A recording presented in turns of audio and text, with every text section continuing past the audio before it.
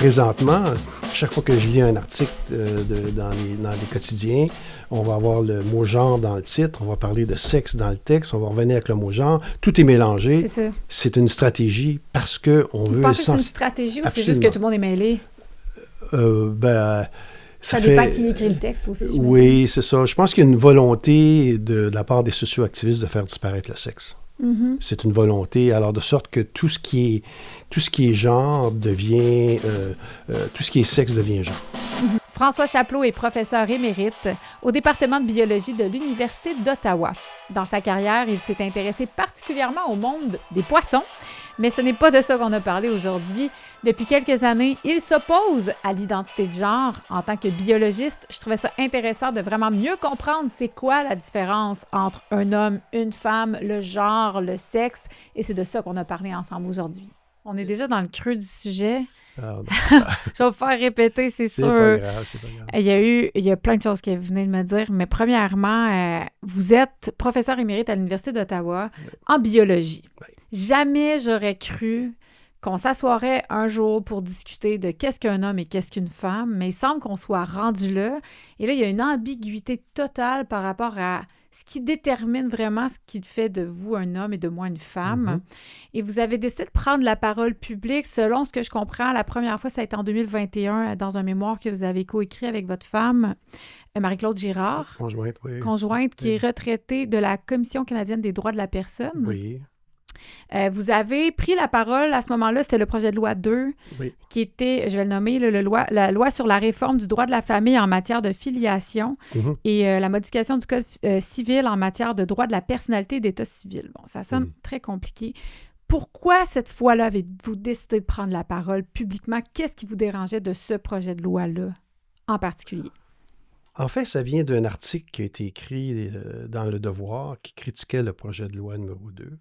Qui était signé par 220 universitaires et étudiants universitaires, dans laquelle on disait que le projet de loi dérapait, je ne vais pas rentrer dans le détail du projet de loi, mais essentiellement d'assumer que le sexe était binaire, ça ne correspondait pas à la réalité scientifique. Ça indiquait que le privilège de l'autodétermination du sexe était inattaquable. En fait, il y avait dans cette lettre-là tellement de choses qui avaient aucune base scientifique, aucune réalité, mais le mot scientifique revenait comme 20 fois. Et ça m'a insulté. C'était venu me chercher. Alors, j'avais écrit une réponse dans le courrier au lecteur que j'avais mis que j'ai finalement, qui a été publié, puis que j'ai mis sur les réseaux sociaux. Et la réaction des gens, ça a été « Wow! » Première fois qu'un biologiste dit quelque chose dans ce dossier-là. Deuxièmement, on m'a dit de faire attention parce que tu vas te faire annuler, tu vas perdre ta job. Et alors, mais en même temps, il y a plusieurs personnes qui ont dit « Enfin! » Quelqu'un parle de ça parce que je disais, voyez-vous, la possibilité dans la conclusion de ma note, c'était que j'expliquais le sexe, mâle, femelle, puis que les droits des femmes sont fondés sur le sexe, puis la qualité d'enfanter, c'est une qualité qui est éminemment liée aux femmes, mais à personne d'autre. Pourquoi est-ce qu'on veut leur enlever ça? Alors donc, puis après ça, bien, évidemment, avec ma conjointe Marie-Claude Girard, qui est très au courant de toutes les lois Sharp et tout ça, là, elle dit, on peut s'impliquer dans ce dossier-là. Alors, on a écrit un mémoire mais on n'était pas les seuls à le faire. Il y a eu des philosophes, il y a eu d'autres personnes qui se sont impliquées dans le dossier, puis qui ont soumis des mémoires. Malheureusement, lors de la commission parlementaire, on n'a pas invité aucun groupe qui était opposé à cette vision-là, qui était en faveur de la vision binaire, qui est allée présenter à la commission parlementaire. Il y a eu un choix qui a été fait, de sorte que le projet de loi a passé. Oh, wow. Puis, depuis ce temps-là, on se retrouve avec un article dans le Code civil qui indique que la mention sexe inclut soit le sexe de la personne, soit son identité de genre. Alors, essentiellement, ce qu'on venait de faire, c'était de légaliser une erreur, une fausseté scientifique. Oui, on a créé. Donc, ça voulait dire maintenant que n'importe qui pouvait, selon son ressenti, décider d'être une femme. C'est ça, c'est qu'on n'est plus dans l'observation réelle des faits, on est juste dans le ressenti. C'est ça. Alors, l'idée, c'est que là, on a amalgamé un concept biologique avec un concept social. Mhm. Et ce faisant, malheureusement, ce que ça implique, c'est que le concept biologique disparaît. Sa signification disparaît. Et on se retrouve avec les situations qu'on a actuellement. Et ces situations-là, ben, en général, font en sorte qu'on invisibilise les femmes, la réalité biologique des femmes, avec des conséquences. Et ce que je reproche un peu à tout cet imbroglio-là qu'on a créé, pour moi, c'est de la mauvaise gouvernance. Je veux dire, Politique. oui, c'est ça. On est gouverné, puis là, tout à coup, on se fait dire que maintenant, être une femme, c'est lié à un ressenti. Mhm. C'est particulièrement les femmes. On ressent, en tout cas, moi, en tant que femme, c'est sûr, c'est ma perspective, mais je ressens que c'est beaucoup les femmes qui sont pénalisées là-dedans. Est-ce que vous partagez cette vision-là? Absolument, absolument. En ce sens que, OK, si on va d'un point de vue biologique, si on définit le sexe, on définit le sexe selon la notion binaire, là, on a deux catégories. On a une catégorie homme, catégorie femme, qui sont définies clairement par la morphologie, l'anatomie, qui va leur permettre de produire soit des gros gamètes, c'est-à-dire des ovaires ovocytes, soit des petits gamètes de sperme. Bon, tout ça, là, c'est la réalité. Alors, quand on change cette... Là, j'ai oublié Pourquoi les femmes, c'est elles qui sont pénalisées? Ah oui, d'accord. Exactement. Alors donc, cette réalité-là, qui est une réalité qu'on observe tous les jours, mais ça fait comme 100 000 ans que ça existe. Ça fait, en fait, toute l'histoire de l'humanité, et on dit que l'espèce humaine a près de 300 000 ans, ben, nos corps ont évolué en fonction de nos rôles reproductifs. Alors, chez les hommes, ben, ça a pris une tournure qui fait en sorte qu'on a une disparité au niveau, par exemple, de la force physique, de l'agressivité, de la musculature, au niveau de la capacité pulmonaire. Chez les femmes, ben, l'évolution s'est faite dans un autre sens, au niveau de l'enfantement, au niveau ben, il y a eu d'autres priorités au niveau, si on veut, morphologique, qui a fait ce qui fait en sorte qu'on a des disparités physiques, qui fait que l'homme est toujours plus fort, plus agressif, plus... alors, il y a cette disparité-là rend les femmes vulnérables. Et quand on regarde en ce moment les problématiques de ne pas reconnaître le sexe, ben, c'est cette vulnérabilité-là qui apparaît.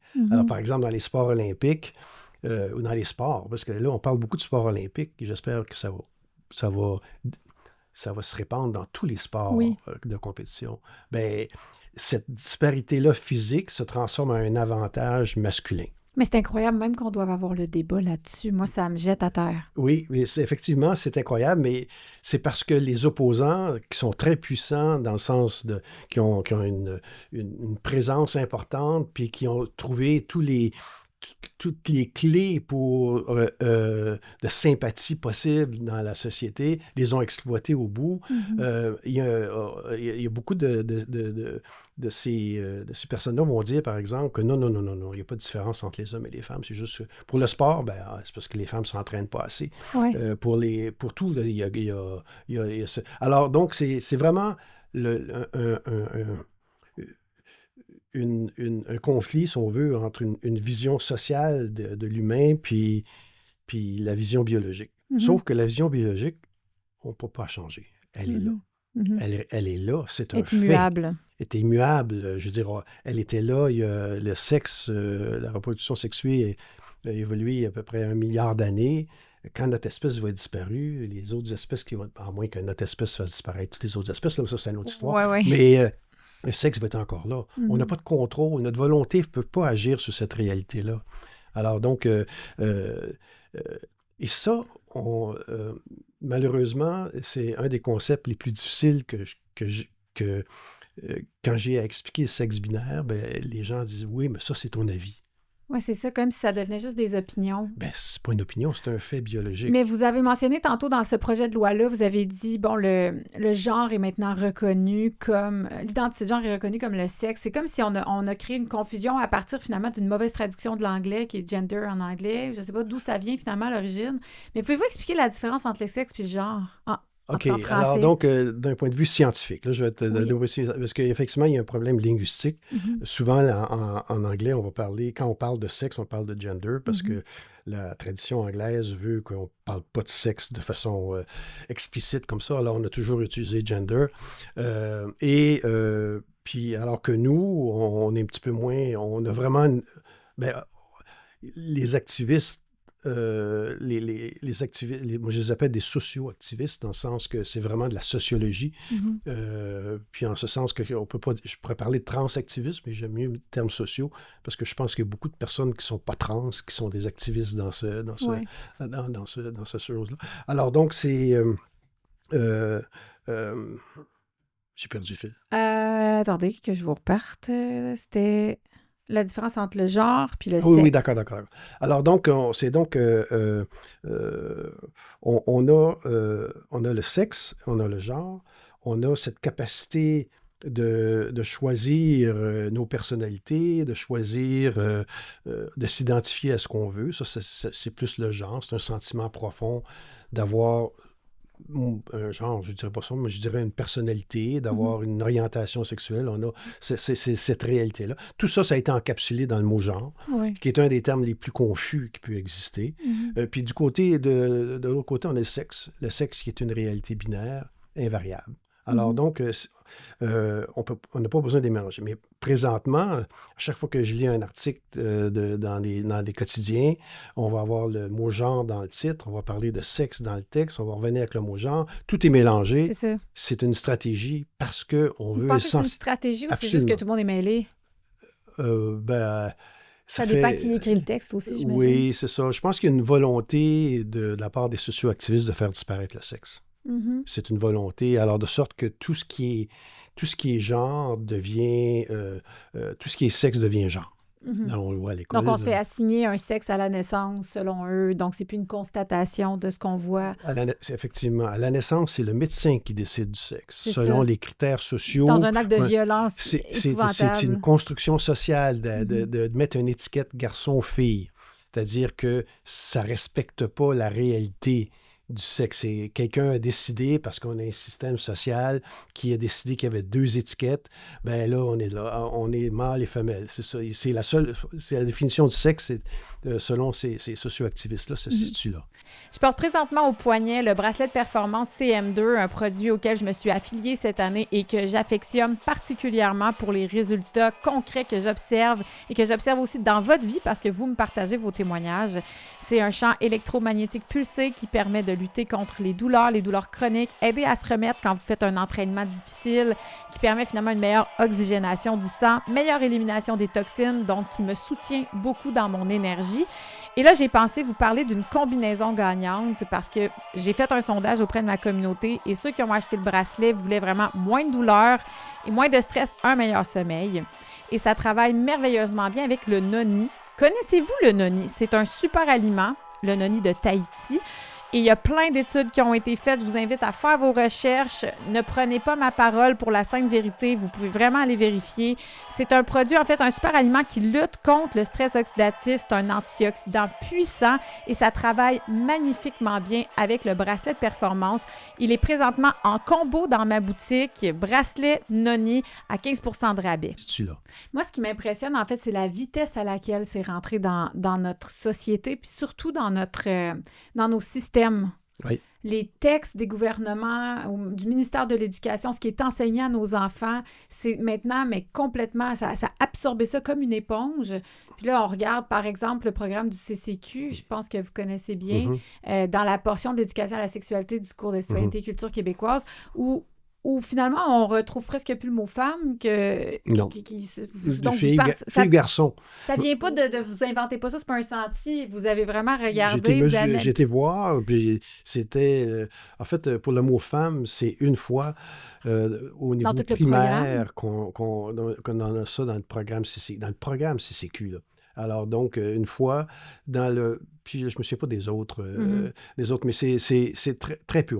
On parle jamais de filles, de garçons. On parle d'élèves, de personnes. On parle de personnes. Ça, les personnes, c'est des centaines de fois que je l'ai noté. Alors, on évite de parler de sexe. On évite d'en parler. On évite d'en parler aux enfants aussi parce qu'on veut absolument minimiser le rôle du sexe dans la personnalité. Ça paraît tellement gros que vous dites qu'on retrouve le mot femme une seule fois dans tout le programme du primaire que ça peut pas, selon moi, être un hasard. C'est une action. Il y a une volonté derrière ça d'effacer la femme, et peut-être les hommes aussi, parce que je suis sûre que si on comptait le mot homme, il doit pas revenir bien souvent. Non, c'est la même chose. C'est ça, c'est la même chose. C'est vraiment l'effacement de nos rôles par rapport à notre biologie. Vous avez parlé tantôt, on a survolé les dangers qui viennent de ça. Tu sais, je pense à tous les combats que nos mères ou nos grands-mères ont gagnés, qui étaient basés sur le sexe, justement, tu sais, d'être protégés, parce que oui, il y a les viols qui viennent d'une très forte majorité des hommes sur les femmes, mais on prend pas ça nulle part. Maintenant, il y a les prisons qui acceptent des hommes qui s'identifient comme femmes, qui vont être dans des prisons pour femmes. Puis, bon, moi, j'ai beaucoup dénoncé ça. Puis à chaque fois que je le fais, j'ai des gens qui viennent me dire « Ouais, mais c'est vraiment non, c'est des exceptions, c'est hyper rare. » Mais je comprends pas pourquoi les exceptions qui se retrouvent en danger par cette idéologie-là ont pas de valeur, mais ça reste quand même des exceptions dans la société des intersexes puis des gens qui sont en dysphorie de genre, mais eux, ils méritent vraiment d'être mis sur un plateau puis qu'on change complètement le monde autour d'eux. C'est cette espèce de double discours que je comprends pas. Oui, en fait, le discours a été accepté sans beaucoup de réflexion. Honnêtement, en fait, ça m'a toujours impressionné de voir que, par exemple, le programme de CCQ a été mis en place par des sociologues, mais il n'y a pas de scientifiques là-dedans. Alors donc, c'est une aucun des choses. scientifique. Puis il y a eu un contexte également qui a favorisé l'implantation de cette idéologie-là, à mon avis. C'est que ça fait déjà 30 ans qu'on parle que plus que deux sexes. Je me souviens à l'époque, il y avait eu une étude, d'ailleurs, elle est souvent citée, d'une scientifique là, qui avait dit qu'il y avait 5 sexes. Alors, puis qui avait tout développé à partir des personnes intersexes, là, pourquoi il y avait 5 sexes. Très rapidement, c'est devenu plus de sexes. Mais finalement, aujourd'hui, c'est une infinité de sexes.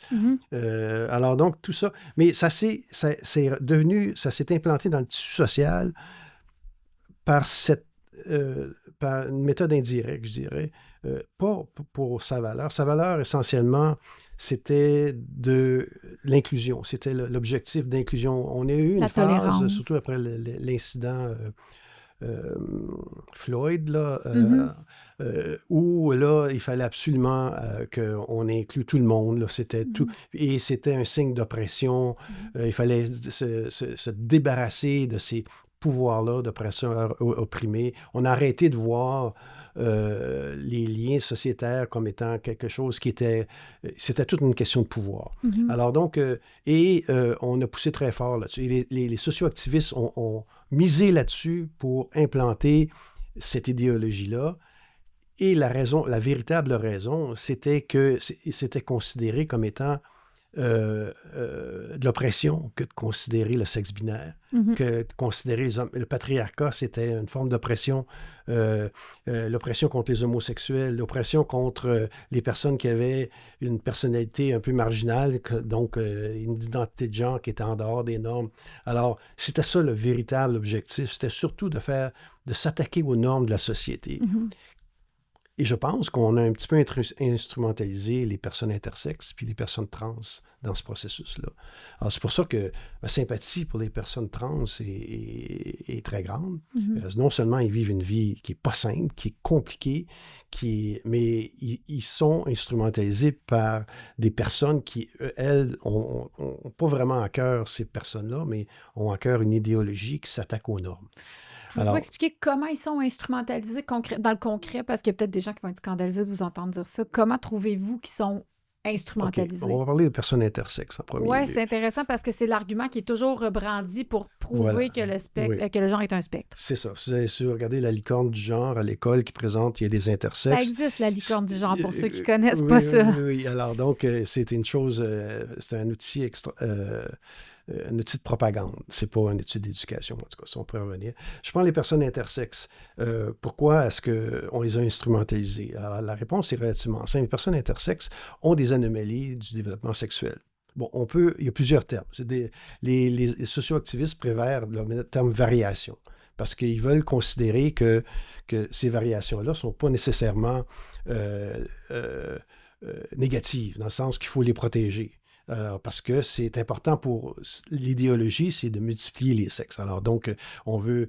Alors que les anomalies du développement sexuel, il y en a une quarantaine, qui sont parfois très sévères au niveau de la santé, parfois plus bénignes.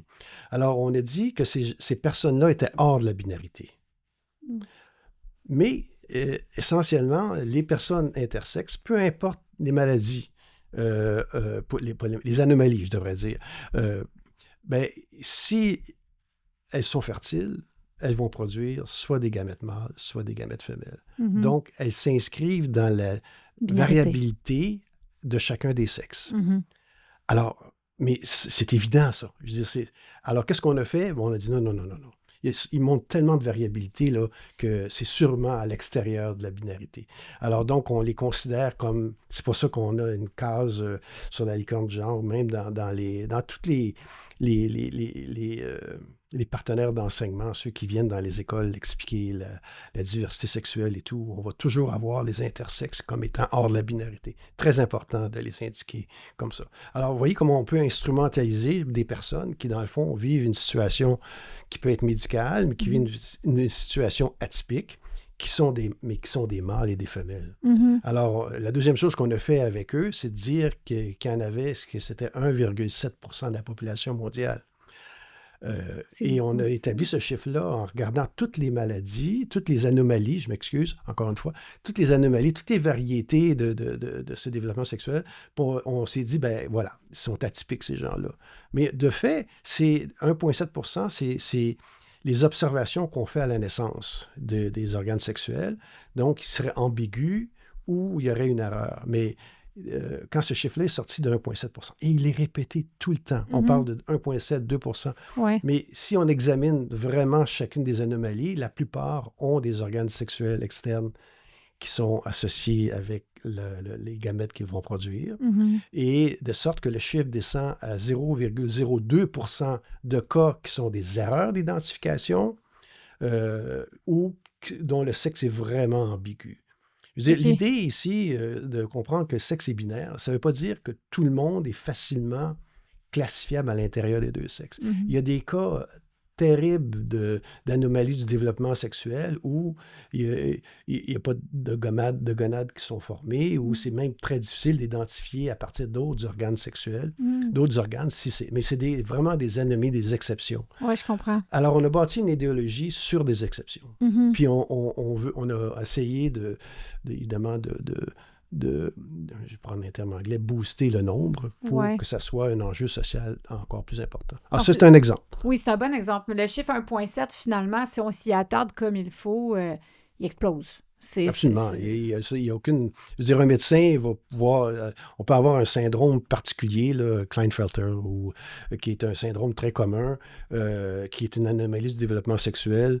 Et on va reconnaître les organes sexuels. Ils ne sont peut-être pas énormes, ils sont peut-être pas super bien développés, mais c'est un garçon. Oui, je comprends. Une erreur qui peut être faite dans le 0,2%, dans le 0,02%, il y a, par exemple, les boxeurs mais c'est de ça, Iman Khelif, c'est intéressant d'en parler parce qu'elle fait partie de cette ambiguïté-là. Absolument, parce que cette personne-là a essentiellement tous les attraits d'un mâle, sauf pour les organes externes. Alors, c'est-à-dire Comment on l'a su, ça, finalement? Ils ont-tu publié un rapport? Évidemment, il a toujours nié. Oui. Il y a eu des rapports mais je veux dire, les sources des rapports je me garde une petite gêne. Ouais. Je dirais qu'on est sûr, pour certaines personnes, c'est 100%, là, mais moi, je dirais 95% que c'est le cas. Là. Parce qu'il y a eu des tests quand même qui ont été faits, des tests de sang. Oui, mais on n'a pas eu le résultat. Oui, il y a eu on n'a pas eu officiellement les résultats. On a eu les résultats de l'association de boxe, là, mais comme on a tout de suite critiqué beaucoup cette association-là pour d'autres raisons. Donc, on l'a démonisé, donc on n'a plus le droit de nommer. Mais le test ultime, c'est maintenant, parce que maintenant, il y a des tests, il y a un test de frottis buccal qui permet de savoir si une personne qui veut être dans la catégorie féminine, puis là, qui a le test buccal permet de vérifier, pour dire simplement, un homme va avoir un Y, là, au niveau, sur le Y, il va y avoir un gène. Ce gène-là, SRI, qui va... c'est lui qui va déclencher le développement reproductif mâle. Si on n'a pas le gène, et ça, c'est le gène qui est facilement détectable par le frottis buccal, bien, on est dans la catégorie féminine parce qu'on n'a pas eu le développement mâle. Et l'idée de l'éligibilité des Jeux olympiques, c'est justement de ne pas avoir de traces de ce développement mâle, donc ce gène-là n'est pas là. Il y a des cas spéciaux. Et les cas spéciaux, par exemple, quelqu'un qui contesterait son frottis, ben, on pourrait examiner que ça pourrait, dans certains cas, ça se peut qu'on ait un homme qui n'a jamais eu qui n'a aucun des avantages physiologiques masculins. C'est-à-dire qu'il y a eu soit une intolérance aux hormones ou peu importe. Imberbe, mais essentiellement, très petit, c'est très ça. faible. Alors, s'il n'y a pas eu cet avantage masculin, peut-être qu'il serait permis de compétitionner en catégorie féminine parce qu'il serait au part avec les femmes.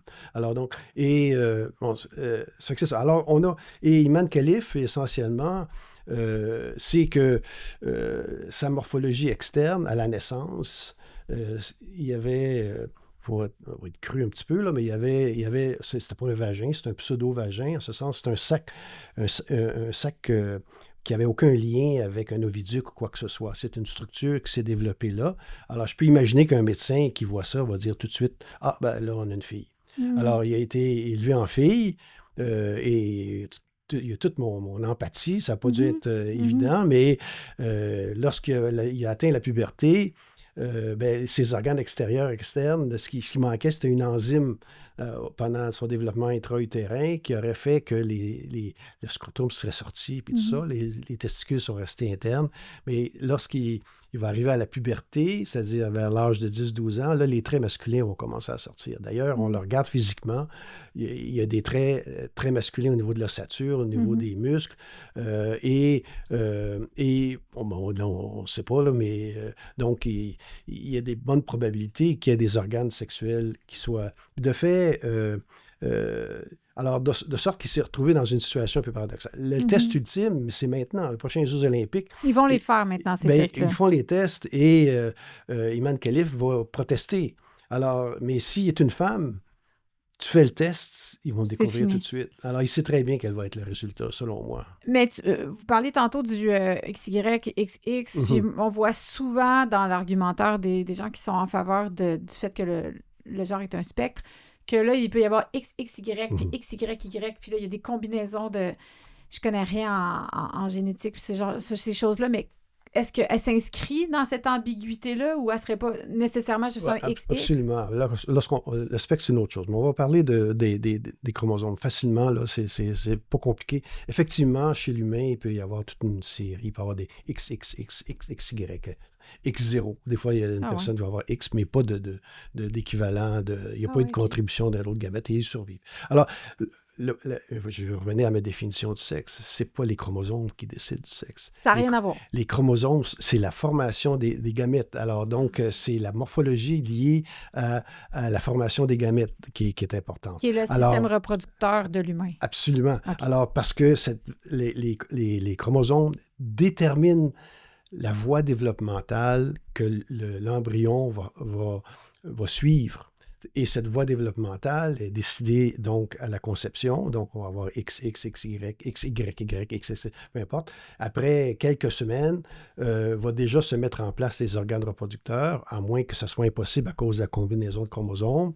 Mais après ça, ben, le développement va se faire avec ce qui en suit. Mais c'est une des objections que j'ai souvent. On me parle de toute cette variabilité des chromosomes. Mais ça ne définit pas le sexe. Je veux dire, si le sexe était défini par XX, XY, ben, on ne pourrait pas...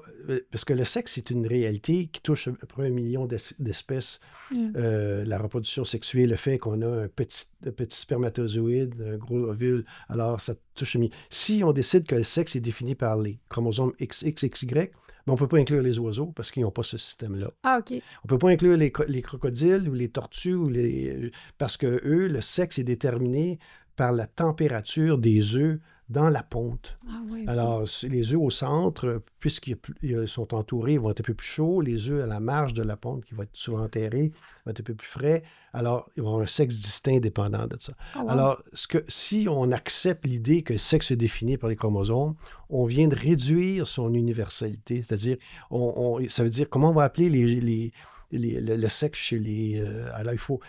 La les définition, ou... oui, c'est ça. Notre définition du sexe fondée sur les gamètes, mais qui est beaucoup plus que ça parce que ça a un impact sur la morphologie, c'est la plus simple, la plus parcimonieuse. Ce qu'on dit, c'est qu'il n'y a pas beaucoup de questions à se poser, il n'y a pas de grand-chose à vérifier.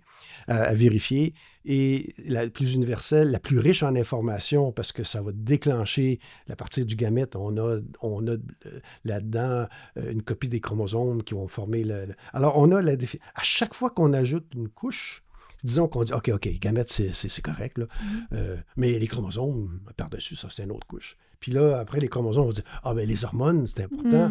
Ah, non, mais la forme de morphologie, c'est important. Ah, la pilosité faciale. Ah, ben là, c'est pas binaire, là. Alors, donc, c'est important. Alors, quand on tombe dans le spectre. De l'argumentaire, dans l'argumentaire du spectre. Puis, évidemment, l'argumentaire du spectre, c'est qu'on est essentiellement la combinaison de toutes nos caractéristiques morphologiques qui sont plus ou moins reliées au sexe. Si vous mettez ça ensemble, on est tous différents. Il n'y a pas un individu qui est semblable à l'autre. Donc, on a un spectre sur un continuum, ou on pourrait même dire une infinité de sexes.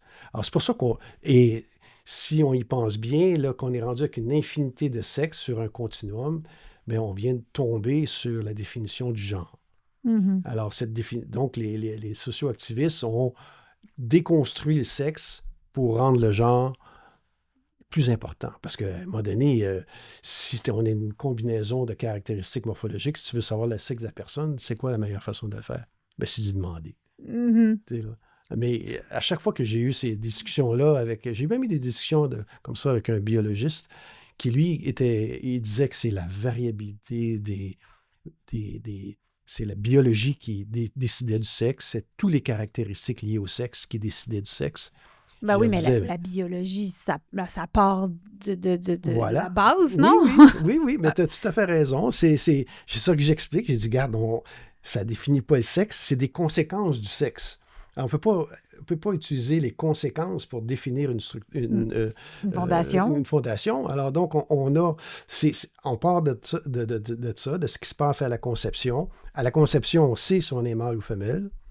Puis, par la suite, le corps se développe, peut prendre toutes sortes de tangentes liées à la biologie, liées à l'environnement. Il y a toutes sortes de causes qui rentrent en ligne de compte. C'est effectivement complexe, mais c'est pas la définition du sexe. Vous avez eu un débat avec un collègue biologiste que vous me dites. Moi, j'ai de la misère à concevoir si on a un esprit scientifique, qu'on analyse de façon pragmatique et factuelle tout ce que vous venez de m'expliquer, comment il peut y avoir un débat? Et où la zone à ambiguïté pour un biologiste? Qu'est-ce qu'il comprenait pas? C'est simple, parce qu'à un moment donné, je me suis fait traiter de transphobe. Ben oui, c'est sûr. Alors, donc, ça a réglé comme le débat, là, mais quand j'ai posé j'ai dit, je comprends pas pourquoi tu dis ça. Dis-moi le nombre de sexes qu'il y a. Combien il y a de sexes? Il n'a jamais voulu répondre. Ou même, concrètement, les nommer, parce que intersexe, c'est pas... intersexe, c'est-à-dire entre deux sexes, donc c'est pas... Mais ultimement, c'est toujours mâle-femelle. Il y a quoi à part mâle-femelle? On connaît pas les... Mais c'est ça que je lui disais. Je dis, tu travailles en biologie, tu travailles dans quel... Je pense qu'il était dans les plantes. Okay.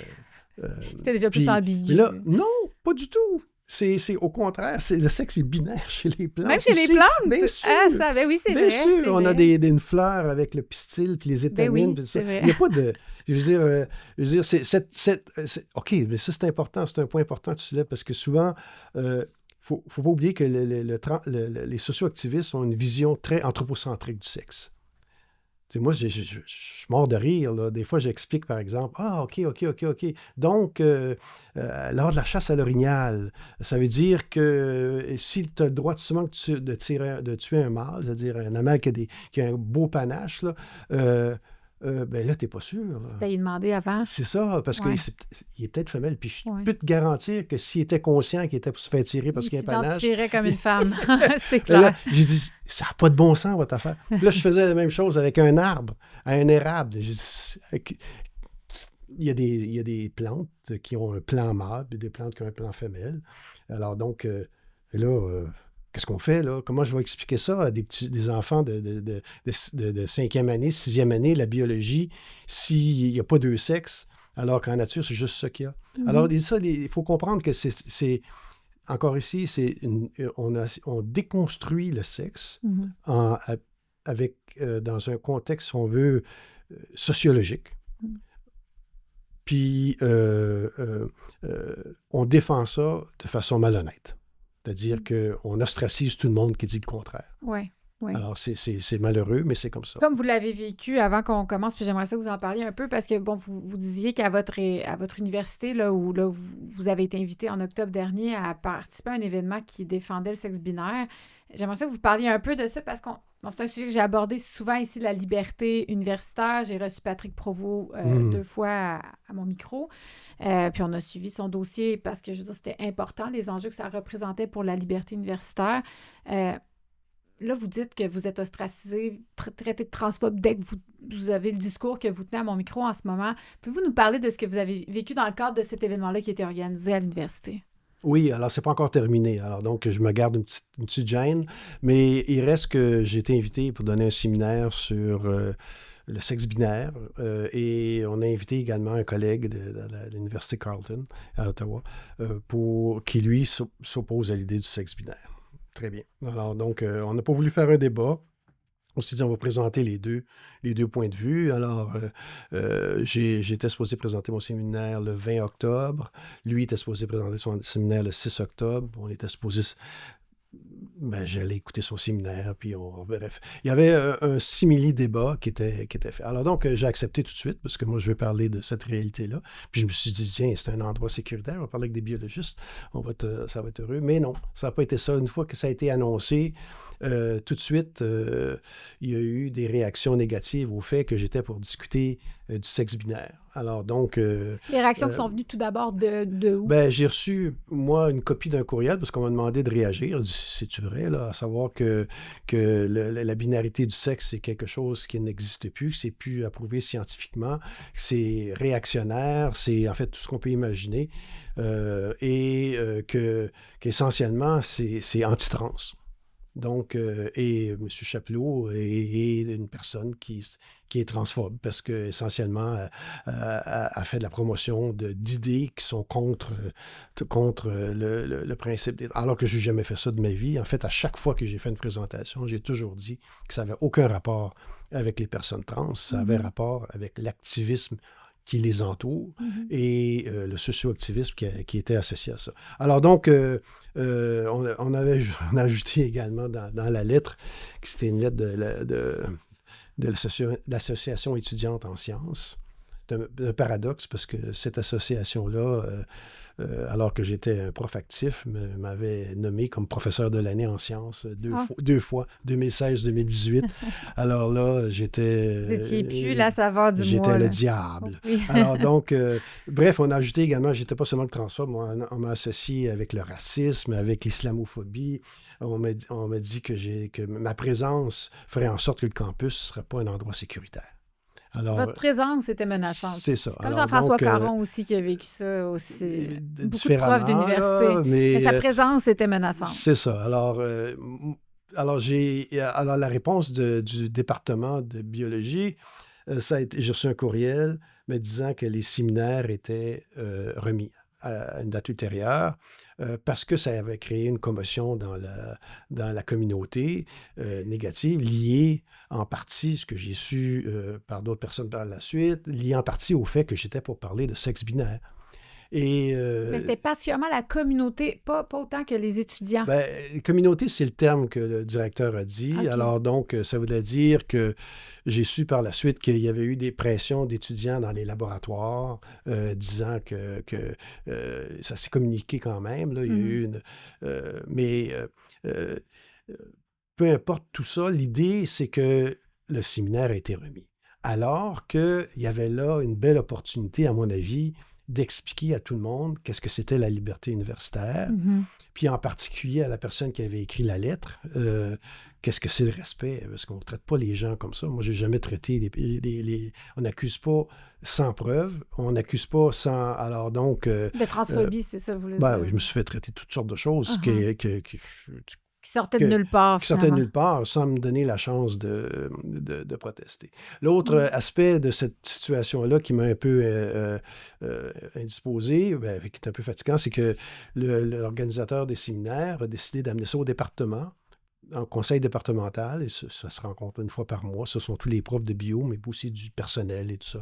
Les associations étudiantes sont invitées. Et il y a eu pour dire, là, on devrait avoir le séminaire, là, on devrait parler de biologie dans le département de biologie. Puis à sa surprise, j'imagine, plusieurs se sont offusqués au fait que je viendrais discuter de sexe binaire. Je peux pas concevoir qu'on étudie en biologie et qu'on s'offusque de ça. L'idée, c'est que ces personnes-là ont perdu leur vision de la liberté universitaire et leur volonté d'inclusion surpasse tout.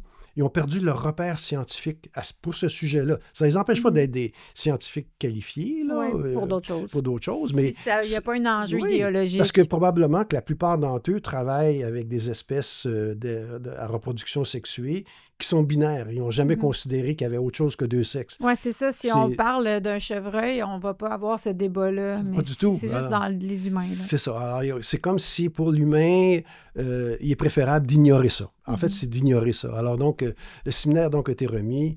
Il y a eu Il n'y a pas de date pour l'instant. Non, il y a eu 3 conseils départementaux depuis. La dernière fois, j'ai posé... Parce que j'avais mis... J'ai dit d'accord. Je ne crois pas beaucoup à l'hypothèse qu'on veut remettre le séminaire. Parce que je dis, la communauté ne va pas changer d'avis en 3 mois. Là. Alors donc, on va mettre ça dans un autre format. Après quelques semaines, j'ai dit, bon, c'est pas sérieux, là. Alors donc, j'ai un peu indiqué Puis, j'ai dit que j'étais un petit peu tanné. Là, En fait, j'ai trouvé que c'était un peu insultant qu'on me traite comme ceci, alors que j'ai rien fait. Tout ce que je voulais parler, c'est de biologie avec des biologistes dans le cadre d'un séminaire de biologie. Alors donc, on ne peut même pas discuter de ça. J'ai dit l'Université d'Ottawa a encore de gros problèmes à gérer la liberté universitaire. Alors donc, c'était un peu ma conclusion. J'ai laissé la porte ouverte un petit peu s'ils veulent organiser quelque chose, mais ce que j'ai entendu parler, je pense que j'enlève une épine dans le pied à tout le monde. Là. C'est un peu triste. On n'est pas rendu dans les universités ne sont pas prêts à affronter les transactivistes ou les socio-activistes pour... Mais pourtant, c'est étrange parce que vous dites l'Université d'Ottawa, mais c'est pas propre à l'Université d'Ottawa. Ça semble assez généralisé dans les universités. J'ai pas entendu beaucoup de débats sur le sexe binaire dans des universités. Il y en a pas plus à l'UQAM, à ma connaissance. Et par exemple, si on m'invitait à le faire dans une université québécoise, je dirais oui tout de suite. On participait à un débat là-dessus, j'aurais aucun problème. Mais comment se fait-il, vous avez sûrement pas la réponse, mais je pense que la question est un peu rhétorique, mais que ce soit assez nouveau comme concept, puis ce soit rentré dans les écoles sans discussion publique, mais quand on veut avoir la discussion, on n'est pas prêt, vous avez dit, on n'est pas prêt à avoir la discussion, mais on ne pouvait pas adhérer à ça tant qu'on n'avait pas la discussion.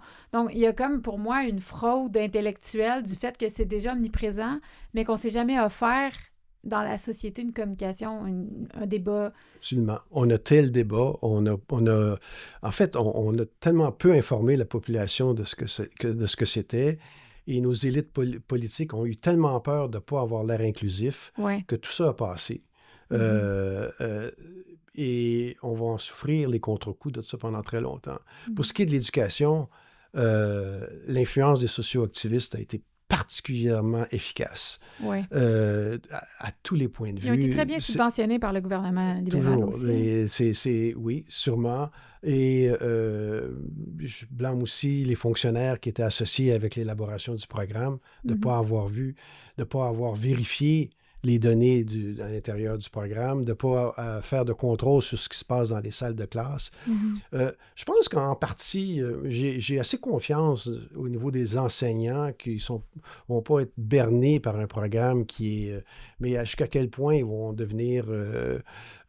ils vont céder moi, je Mais pourrais c'est pas les céder. outils de Moi, propagande comme la licorne du genre dont vous parliez ouais. ou Bonjour Sam, je ne sais pas si vous êtes familier avec Oui, j'ai celui-là aussi. entendu. Allô, Sam, je pense. Oui, Moi, je oui, pense que oui. c'est Bonjour Bonjour, Sam, Sam, OK, peut-être. qui est comme Oui, oui, non-genré. Puis là, en fait, brièvement. c'est un outil pédagogique qui est utilisé par les profs qui n'ont pas reçu la formation pour donner le CCQ, qui finalement promeut l'idéologie du genre. Oui, Donc là, ça explique que le genre est entièrement autodéterminé, que finalement, c'est pas parce que tu es né avec un pénis que tu es un petit garçon. Ça, c'est visé pour le primaire.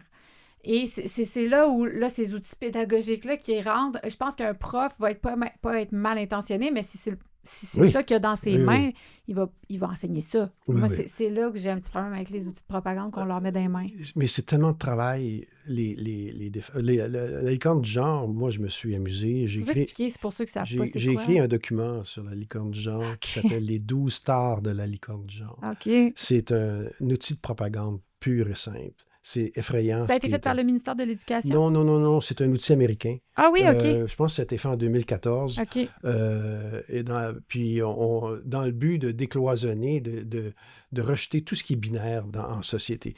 Qu'il y ait un débat sur les relations sociales entre les individus, entre les hommes et les femmes.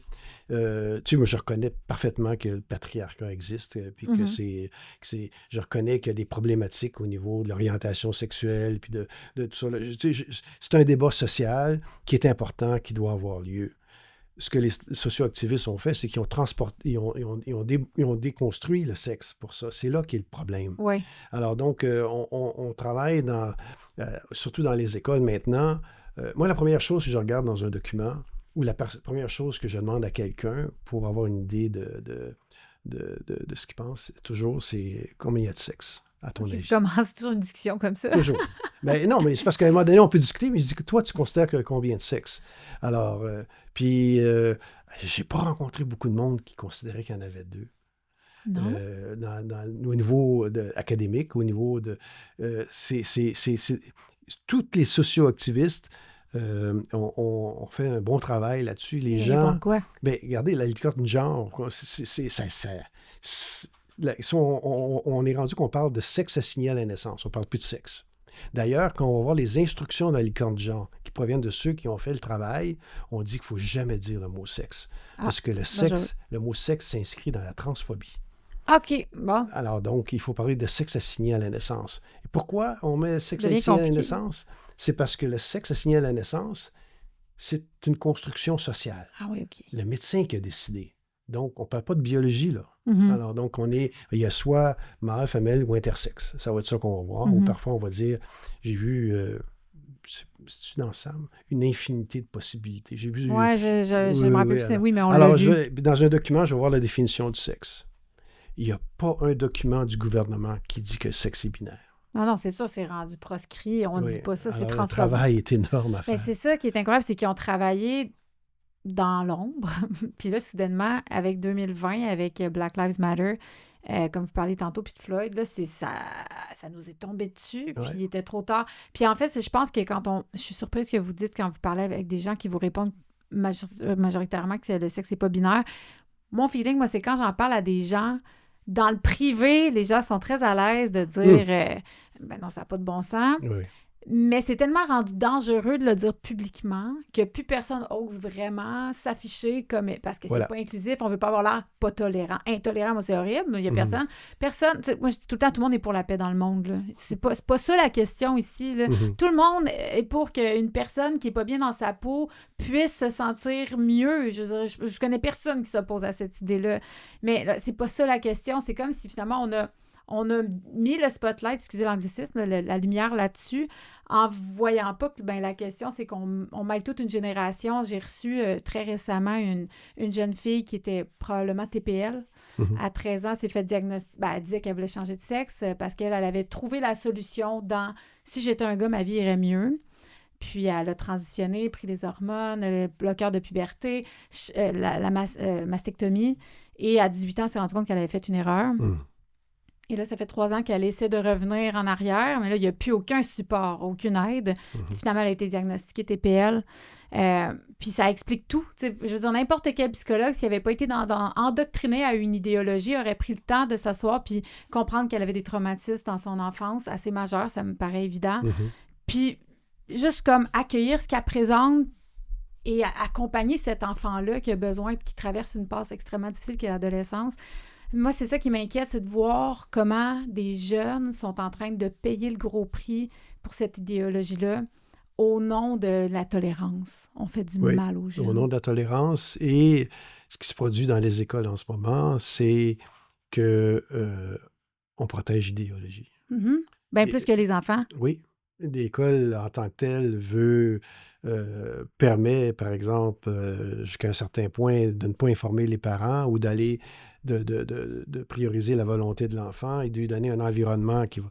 Alors que de lui donner cet environnement-là, c'est peut-être une erreur, dans ce sens que il faut que l'enfant, qu'on ait une approche attentive, puis qu'on le laisse cheminer, puis qu'on arrête de considérer, par exemple, que la puberté, c'est une maladie, que la puberté, c'est une phase de la vie qui est perturbante, mais que la plupart des jeunes vont se réconcilier avec leur sexe à la fin, si jamais il y a des tendances vers une transition. Alors, l'école n'a pas ni l'expertise, ni le devoir, le devoir moral d'affirmer le genre d'un enfant. C'est horrible. Ils sortent de l'école après, eux autres, ils sont... Alors, qu'est-ce qu'on peut dire de ce genre de démarche-là, pour moi? C'est qu'on n'est plus... L'école n'est plus pour l'enfant, l'école est là pour protéger l'idéologie.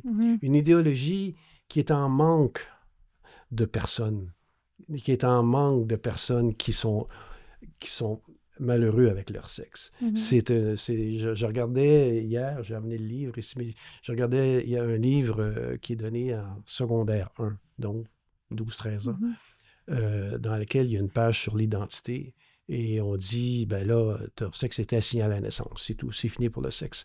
Après, on parle de ton genre. Ben là, ton genre, là, maintenant, il faut que tu regardes si tu te sens plus comme une fille, si tu te sens plus comme un garçon. Peut-être que tu te sens pas du tout ni comme une fille ou un garçon. Peut-être que tu te sens comme les deux. Alors, c'est le temps maintenant de voir. Là, ils disent ça à 12 ans. Tu es déjà confus par rapport à... Oui. Moi, je trouve ça épouvantable qu'on accepte cette réalité-là. C'est sûr, je trouve ça épouvantable. Ce que je trouve encore pire, c'est que le sexe en tant que tel est une réalité binaire qui a un impact sur tous les comportements, sur la personnalité. C'est renommé, c'est clair, c'est précis. Vous aviez Samuel Vessière, c'était magnifique ce qu'il disait, parce qu'on pouvait voir là, que, essentiellement, toute cette dynamique-là de la jeunesse. Mais on ignore ça complètement parce qu'on considère qu'une fois né, c'est la société qui va décider si tu es un gars ou une fille. Ça n'a aucun bon sens. Je ne comprends pas comment on a pu accepter ça dans les écoles. Non, puis que ce soit rendu à un point tel que vous êtes cancellé d'une... En plus, le débat ne voulait pas avoir lieu. Juste ça, tu sais, ça aurait été fascinant. On ne peut pas parler de biologie dans un département de biologie. C'est ça ne va pas du tout. Il y a un problème. Oui. Vous êtes penché sur le programme de la CCQ, je vous avais vu en conférence en parler, puis... Est-ce que vous auriez, pour des parents qui écoutent, c'est une grosse question, là, mais qu'est-ce qu'on fait avec ça, nous, comme parents? C'est la question, on est tellement démunis. Oui, c'est une bonne question. J'aimerais ça avoir... Moi, personnellement, je dirais que le programme aurait besoin d'une refonte totale. Ça, il faut en parler. Faut que les gens prennent conscience. On peut en parler, mais il faut qu'il y ait des gens qui nous écoutent. Ouais. Il n'y a personne qui nous écoute en ce moment. J'ai essayé, par exemple, j'ai fait 5 vidéos qui expliquent le sexe binaire. Alors, la conférence que j'ai faite à PDF Québec, mon objectif là-dedans était évidemment de faire une conférence, mais c'était également d'avoir des documents audiovisuels qui expliquent c'est quoi le sexe binaire, qui expliquent les problématiques qu'il y a et tout ça. Alors, je pense qu'on est dans une phase en ce moment où il faut éduquer les parents sur exactement ce qui se passe, puis mettre beaucoup d'efforts là-dessus, parce que moi, je suis en faveur de l'éducation sexuelle à l'école. Pourquoi êtes-vous en faveur de l'éducation sexuelle? Parce qu'il y a des... Je suis convaincu... moi, j'ai peut-être eu... Ah non, En fait, j'aurais eu besoin d'éducation sexuelle à l'école. Ça Quand je n'existait pas repense. dans votre temps? Ben, il y avait mes parents très, très religieux. Et j'ai pas eu aucune éducation sexuelle C'était un à la tabou. maison. C'est Alors, l'autre donc, extrême. donc oui, alors je soupçonne que dans certaines communautés, ça ne doit pas parler beaucoup de sexe à la maison. Alors donc, je pense qu'il y a un endroit idéal où là, on a des jeunes pendant plusieurs heures au même endroit. On a la chance de passer un message qui peut qui peut les aider significativement dans leur développement pour pouvoir mettre des cases un peu partout sur certaines choses. Donc, évidemment, ça doit se faire graduellement selon l'approche la plus optimale, là, adaptée à l'âge et tout, ce qui n'est pas le cas actuellement. Là. Mais je pense que c'est important d'avoir ça. Je pense que c'est essentiel, surtout dans une société qui est de plus en plus diversifiée, qu'on s'entende là-dessus. Par rapport à la biologie, par rapport aux hormones, par exemple, ou expliquer aux femmes qu'elles vont, mes petites filles qui vont à un moment donné avoir des menstruations, ou je pense que c'est ça qui était dans mon temps, en tout cas, c'était ça qu'on nous enseignait, puis c'était fait au bon moment, en 5e ou en 6e année, on commençait à parler du développement des seins, de ces choses-là, ton corps va changer, mais il n'y avait pas vraiment d'affaires outre mesure. Puis, je me rappelle, c'était la prévention. De comprendre les bons et les mauvais touchés, tes zones intimes, il n'y a personne qui a le droit d'y toucher. C'était la base. Comme ça, tu peux dénoncer s'il y a quelqu'un qui fait quelque chose. Maintenant, c'est qu'on parle de sexualité positive. Donc là, on est vraiment dans la confusion pour un enfant de qu'est-ce qui peut être agréable, mais que ça peut venir quand même d'un adulte, puis il n'y a pas d'affaire à faire ça. Là, je trouve qu'on s'en va dans un... Mais à bien des niveaux, je considère que l'école est en train d'aller là où elle ne devrait pas aller. Oui, puis en plus de ça, aujourd'hui, il y a l'Internet, là, puis la pornographie. Oui, la pornogragie, parce que c'est à l'âge de 8 ans maintenant que les enfants ont accès à ça. C'est important de guider un peu les enfants là-dedans. Ils ne vont pas demander à leurs parents. Ça m'étonnerait beaucoup pour ce chose. Alors, l'école a un rôle important à le faire. Je ne suis pas un spécialiste de l'éducation à la sexualité, mais ce que je peux dire, c'est que au minimum, ils devraient expliquer aux jeunes qu'il y a deux sexes. Oui.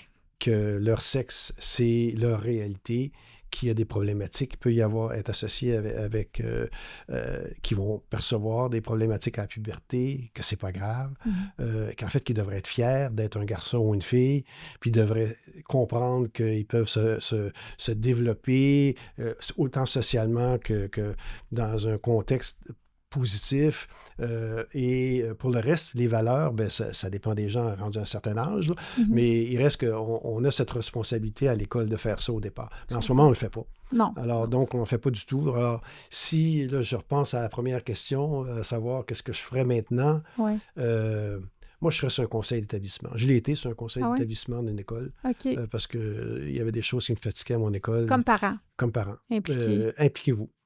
Puis parler fort. Ça vient avec la crainte d'être ostracisé. C'est sûr. Puis de se faire aussi que mon enfant se fasse ostraciser. Comme moi, je suis la maman fatigante.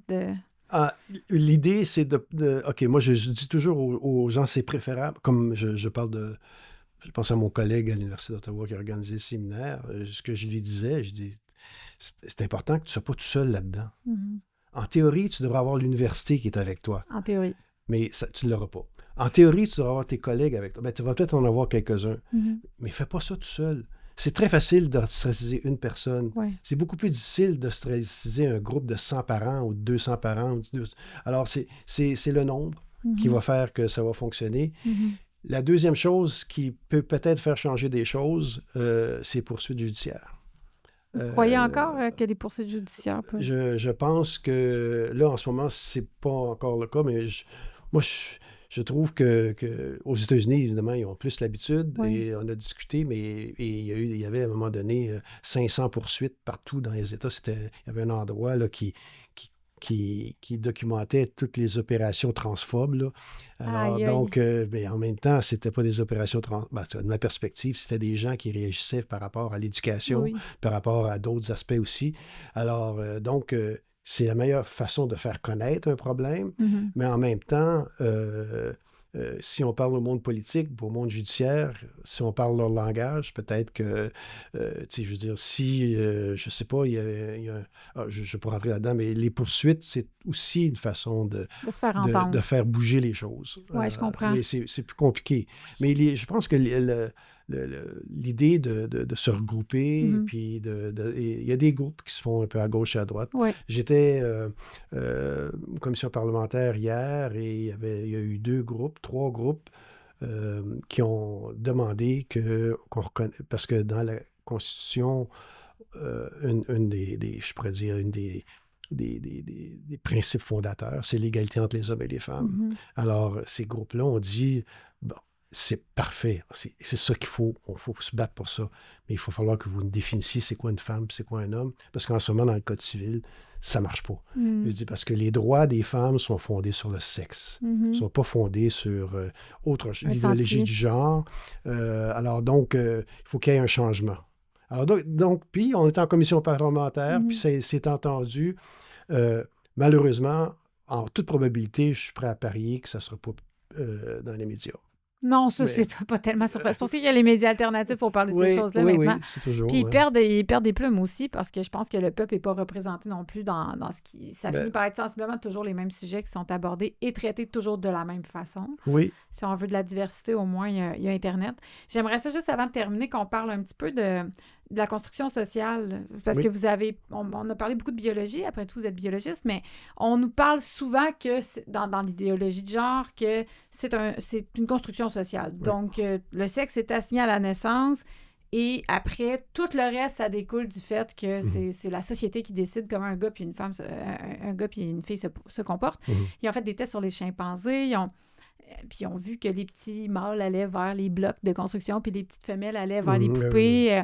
Pourtant, ils ne sont pas dans une société qui leur a mis cette pression-là. Donc, je serais curieuse de savoir jusqu'à quel point c'est démontré scientifiquement que la construction sociale peut jouer un rôle sur comment on s'identifie dans notre sexe. Oui, en fait, il y a en fait, c'est une composante. Hein. On parle il y a tout l'aspect social, mais il y a aussi l'aspect que j'appelle un peu inné. C'est-à-dire qu'on est, en tant que garçon, il y a certains comportements. Puis ça a été prouvé dans le sens, en faisant des études de jumeaux, par exemple, puis qui étaient dans différents contextes sociaux. Alors, on a pu déterminer, par exemple, ça c'est un chiffre grosso modo, là, qu'au niveau des traits de personnalité, caractère, c'est entre 30 et 40% ou 50% de la variabilité qu'on observe dans une population qui est héréditaire. C'est-à-dire qui est fondée sur l'hérédité. Encore, j'insiste sur je ne parle pas d'une personne, là, je parle d'une population. Alors donc, il y a un fondement génétique à tout ceci. On identifie ce fondement-là, mais encore là, tous ces domaines-là de la recherche en psychologie, quand vous parlez de psychologie sociale et de psychologie évolutive, c'est des domaines qui sont en conflit en ce moment, parce que la psychologie sociale insiste, puis il y a beaucoup je ne devrais pas rentrer là-dedans, mais il y a beaucoup de... Quand on est en psychologie évolutive, évolutive veut dire qu'on se préoccupe de l'histoire, qu'on se préoccupe de l'évolution, qu'on regarde les chimpanzés, qu'on regarde tout ça, puis on essaie d'interpréter une partie de nos comportements à partir de ceux-là, ou on regarde ces comportements-là chez les chimpanzés à leur juste valeur. On peut voir notre évolution par rapport à ce groupe-là, puisqu'on est étroitement apparentés. C'est fascinant. Mais la psychologie sociale, dans son extrême, c'est de dire que non, à la naissance, on part à zéro. Tout le monde peut avoir adopté des comportements de filles ou de garçons. C'est l'espèce de la table rase, tabula rasa. Et ce concept-là, c'est à l'autre extrême. Alors donc, en ce moment, tabula rasa, c'est ce qui est prôné par l'idéologie du genre, en ce sens que le sexe, c'est anatomique. Une fois que tu es né, là, ta socialisation, elle commence une fois que tu es... et va faire en sorte que ça va développer tous tes traits de caractère. Ce qui, quand on se met à fouiller un peu, à creuser un peu là-dedans, ça ne tient pas la route, pour plusieurs raisons. Alors, on est une mixture. Mais en ce moment, on ignore complètement l'apport du sexe. Oui. Et c'est ça c'est un problème. C'est-à-dire qu'on dit à l'enfant, tu es peut-être né, le médecin dit que tu étais mâle, mais en fait, tu es peut-être une fille. C'est ça. Alors, il y a une disconnecte entre le corps et le cerveau. Et ce disconnect-là, c'est là où j'ai un gros problème, parce que ça n'existe pas. Toutes nos cellules de notre corps sont liées. On a dans chacune des cellules de notre corps une marque de notre sexe. Alors donc, un petit garçon qui naît... un garçon naît mâle, naît garçon avec des traits qui lui sont propres. Déjà. sans qu'il y ait de socialisation. Ouais, ouais. Alors, donc, ça, c'est important. Mais on ne peut pas vraiment dire ça maintenant. Là. En ce moment, là, Et le problème, c'est qu'on avance des choses qui sont fondées sur la réalité. Mais moi, je me suis fait dire que mon niveau de connaissance de la biologie était celui de 8e année. Archaïque, OK, c'est ça. Vous n'avez pas suivi, là. Ben, c'est ça. Moi, je suis... on est réactionnaire également. Oui. On m'accuse d'avoir un fondement religieux, comme les Américains, alors que je n'ai aucune fibre religieuse. Alors, donc... Clairement, vous n'êtes pas là. Mais c'est facile de mettre des étiquettes pour faire taire les débats. C'est ça. Puis c'est ce que vous avez subi. J'avais une dernière question, puis je l'ai glissée, c'était par rapport à... Je voulais vous demander, vous êtes retraité. Oui. Auriez-vous pris la parole comme vous le faites si vous étiez encore à l'emploi? C'est un bon point. C'est beaucoup plus facile pour moi. Et je me sens de responsabilité de le faire aussi. Parce qu'ils ne peuvent pas... j'ai vu dans des réseaux sociaux, on ne peut pas y faire perdre sa job, il est déjà en retraite. Alors, donc, c'est pas caché, là, ils disent, c'est leur stratégie. Ouais. Alors, donc, est-ce que je l'aurais fait? Ben, j'ai toujours enseigné. Pour moi, à l'Université d'Ottawa, j'étais responsable d'enseigner le cours d'entrée à l'université, puis en français et en anglais, parce que j'aime enseigner les deux, puis ça me faisait 1600 étudiants. Wow. Alors, dans plusieurs sections, tu sais, puis quand j'expliquais la science, comme exemple de non-science, je prenais la religion. Alors, je me suis fait aussi ramasser avec ça, là, parce qu'un instant, là, il y a une vérité religieuse, il y a une vérité scientifique. Très bien. Je veux bien fonctionner avec ça, mais ta vérité religieuse n'a aucun impact sur la vérité scientifique. Ah là, non. Là, on me citait la Bible, on me citait le Coran. Ça. Si tu veux continuer en science, il va falloir que tu... Alors, j'ai eu des problèmes avec les ressources humaines. Ah oui? Oui, il y a eu des plaintes disant que je dénigrais les religions puis que je dénigrais dans mon cours de sciences. C'est pas la première fois que vous touchez à des sujets tabous. C'est ça. J'ai pas peur de le faire. Est-ce que je l'aurais fait? Je pense que oui. Oui. J'ai un sentiment d'injustice qui est très fort. Un sentiment de justice qui est très fort. Et je réagis beaucoup à l'injustice. Puis en même temps, vous êtes réactionnaire, donc. Oui, c'est ça. Mais aussi, il y a peut-être un petit peu de naïveté aussi. Des fois, je dis, ah oui, vraiment, on s'embarque là-dedans. Alors, donc, je sais pas. Mais j'aime beaucoup ce que je fais parce que je sens que ça peut être utile. Ben, votre voix est importante, d'autant plus qu'il n'y en a pas beaucoup des scientifiques qui osent se prononcer comme vous le faites, puis défendre un principe que j'aurais jamais cru qu'on serait là à parler on a fait 1h15 à parler c'est quoi un homme, c'est quoi une femme, mais je pense que c'est important que ça existe dans la sphère publique. Je suis pas mal convaincue que ceux qui vont nous écouter sont déjà vendus à ce que vous dites, mais je pense qu'on est rendu là, il faut en parler. Oui, je les invite, puis moi, mes vidéos sur YouTube expliquent la problématique. Donc, on se trouve sur François Chapleau, c'est ça? Oui, F. Chapleau, c'est une série qui s'appelle « Le sexe est réel et binaire ». C'est en 5 épisodes. La première explique la problématique et les controverses. Le deuxième explique les intersexes. Le troisième explique le sexe n'est pas un spectre. Le quatrième, le sexe n'est pas une construction sociale. Puis après ça, je fais une analyse qui met ensemble sexe, science et société. Puis c'est à peu près 20 minutes chaque. C'est pas énorme. C'est ma façon un peu de contribuer au débat autre que d'en parler avec des personnes. Bien, merci d'être venu me visiter. Ça m'a fait... Merci beaucoup pour l'invitation. C'est un plaisir.